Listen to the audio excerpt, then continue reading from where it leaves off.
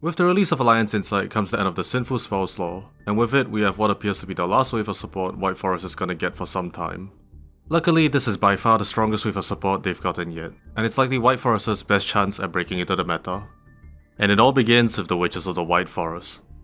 This fail spell when activated allows us to add a White Forest monster from the deck to the hand, but if we do, prevents us from summoning dark monsters from the extra deck for the rest of the turn. It also prevents White Forest monsters from being destroyed by battle the first time each turn, and allows us to target a White Forest monster we control to treat it as a tuner for the rest of the turn. There's really not much else to say about this card. It's a fail spell that searches, so of course it's playable.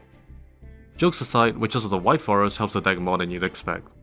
By being a spell that searches a monster and stays on the field, it not only ends up being a 1-card starter, it also retroactively makes Sail V1, which does a ton for the deck's consistency.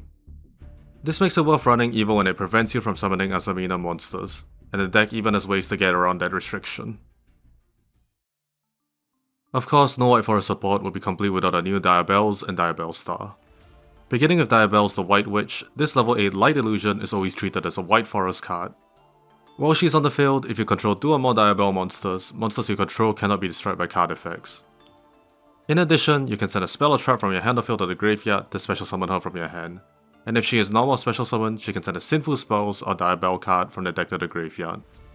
This Diabellestar is a powerful extender for the deck, not only being able to easily special summon itself, but also extend by sending specific cards from our deck to the graveyard.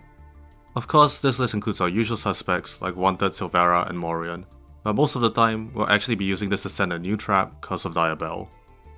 While this trap does have a pretty decent effect, we're only really interested in its effect to search for a Diabell spell or trap if it is sent to the graveyard or banished from the hand or deck. We'll be using this effect to search for Filia's Diabell, a normal spell that searches for a level 8 or higher Diabell monster, and if only your opponent controls a monster, can special summon it instead. That's right, this long and convoluted process was all to search for a new Diabellestar, but there's a good reason for it. Diabellestar the Sin Educator is a level 8 Dark Fiend that is always treated as a Sinful Spells card, which makes it extremely searchable. She can special summon herself from the hand or the graveyard by banishing a spell and a trap from your hand or graveyard, a cost which we conveniently met while searching her. Once she's on the field, she has the quick effect to, for the small price of half your life points, target a card your opponent controls and destroy it. But that's not all, because if another Diabell monster card is on the field, you can then special summon one illusion or spellcaster tuner synchro monster from your extra deck. This new Diabellestar is a menace. Not only can it pop a card as an interruption, she also allows us to access our White Forest synchros, which gives her great utility. Like the Synchro Diabell before her, this allows us to search by summoning Gracilia, but also allows us to interrupt our opponent by summoning Silvera or even the new Mystic Mystery of the White Forest. This is a new level for a Synchro Tuner that when special summoned, can put 2 White Forest monsters from the graveyard into the spell trap zone as continuous spells, which is helpful to pay for our costs and meet the condition of cards we may or may not be running.